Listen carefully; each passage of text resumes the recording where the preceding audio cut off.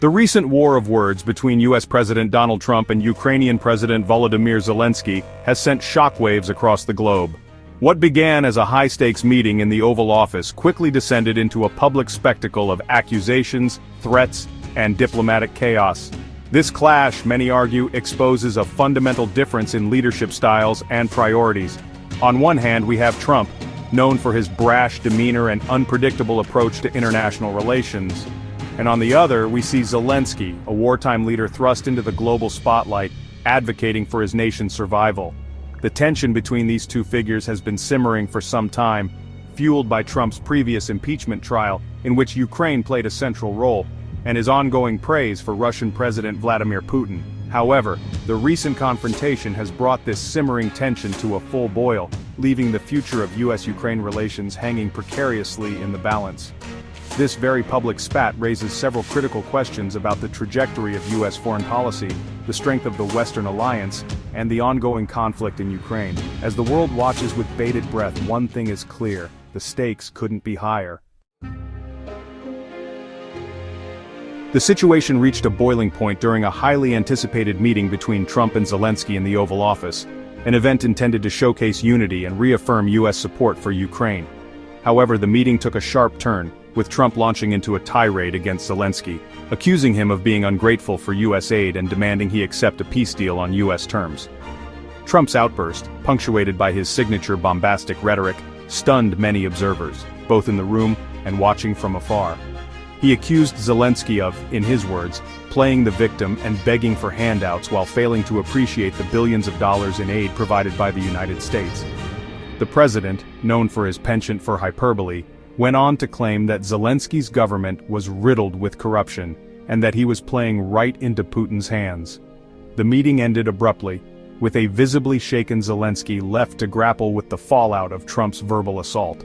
The planned joint news conference and the signing of a rare minerals deal, intended to bolster Ukraine's struggling economy, were both cancelled.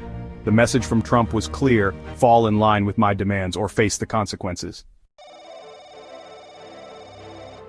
Trump's aggressive stance towards Zelensky and his insistence on a peace deal, even at the potential cost of Ukrainian sovereignty, has fueled concerns about a fundamental shift in U.S. foreign policy.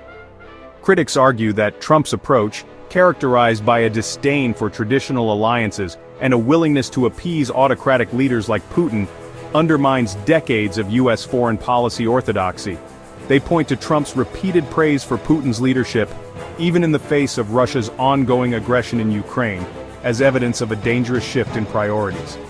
This shift, they argue, emboldens adversaries like Russia and China, while leaving U.S. allies feeling abandoned and vulnerable. The potential consequences of this policy shift are far-reaching. A less engaged and less reliable United States on the world stage could create a power vacuum that adversaries are all too eager to fill. Section 4. Global Fallout Reactions to the Trump-Zelensky Standoff. The international community has reacted with a mix of shock, condemnation, and apprehension to the escalating tensions between Trump and Zelensky. Western allies, already unnerved by Trump's previous pronouncements on NATO and his cozy relationship with Putin, have rushed to express their unwavering support for Ukraine. Former British Prime Minister Boris Johnson, a vocal critic of Russia's actions in Ukraine, called Trump's behavior unacceptable and reaffirmed the UK's commitment to Ukrainian sovereignty. French President Emmanuel Macron echoed these sentiments, emphasizing the importance of transatlantic unity in the face of Russian aggression. However, not all international reactions have been as critical. Hungarian Prime Minister Viktor Orban, a longtime Trump ally known for his own illiberal tendencies, defended Trump's approach. Orban, who has cultivated closer ties with Moscow, argued that Trump was simply trying to bring peace to the region.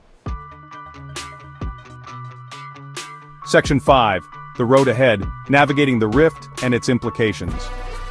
The war of words between Trump and Zelensky has left the future of U.S.-Ukraine relations hanging in the balance. The potential halt of U.S. military aid to Ukraine, a lifeline for the embattled nation, adds another layer of complexity to an already volatile situation. Zelensky, for his part, has walked a tightrope, attempting to stand firm against Trump's pressure while avoiding a complete rupture in relations with a crucial ally.